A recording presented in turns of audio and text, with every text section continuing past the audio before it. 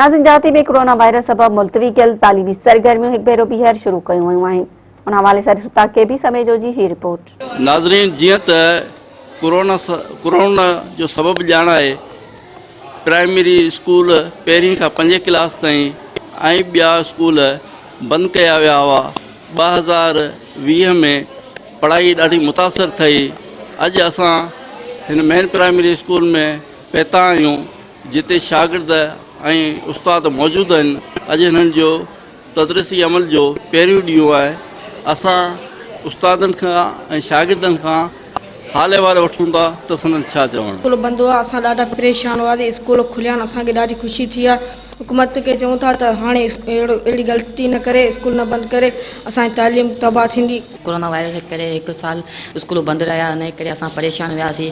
असांजे हाणे स्कूल न बंदि कराया वञनि, इन करे असांजे इम्तिहान में वॾा मसइला थींदा, अॻियां पेपर बि ईंदे, इन करे स्कूल हाणे न बंदि कराया वञनि। अॼु अलाए महिरबानी सां स्कूल खुला आहिनि त बच्चा बि हाज़िर आहिनि, असीं बि हाज़िर आहियूं।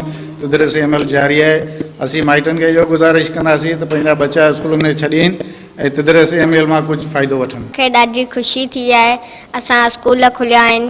2020 खां स्कूल बंदि हुया, अॼु खां असांजा स्कूल खुलिया आहिनि। असांखे ॾाढी ख़ुशी थी आहे। असां हाणे डेली स्कूल ते ईंदासीं। स्कूल खुली है, असां ख़ुशी थी आहे। हाणे महिरबानी करे स्कूल न बंदि कजा। बिस्मिल्लाहिर्रहमानिर्रहीम। शुक्र अल्लाह जो अल्हम्दुलिल्लाह असांजा त उस्तादनि जी ड्यूटी हूंदी हुई, असीं अची हाज़िरी ॾींदा, पर असांजे दर्स तदरीस जो कमु शागिर्दनि वारो बंदि हो। सो अल्हम्दुलिल्लाह 1 फरवरी खां शुरू थी आहे। असांखे ॾाढी ख़ुशी थी। स्कूल खुली आहे, असां ॾाढा ख़ुशी आहियूं, तमामु ख़ुशी लॻा पिया आहियूं। त हाणे हुकूमत खे चऊं था त अहिड़ी ग़लती न कजे। असांखे ॾाढी ख़ुशी थी आहे।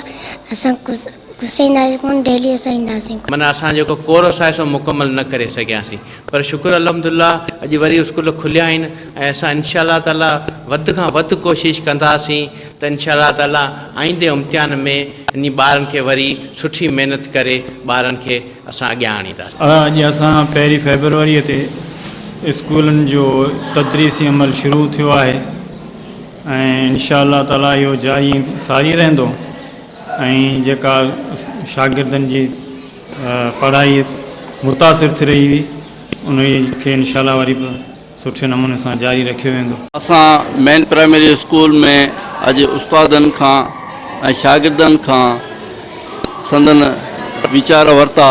के बी समेजो मेरा TV न्यूज़।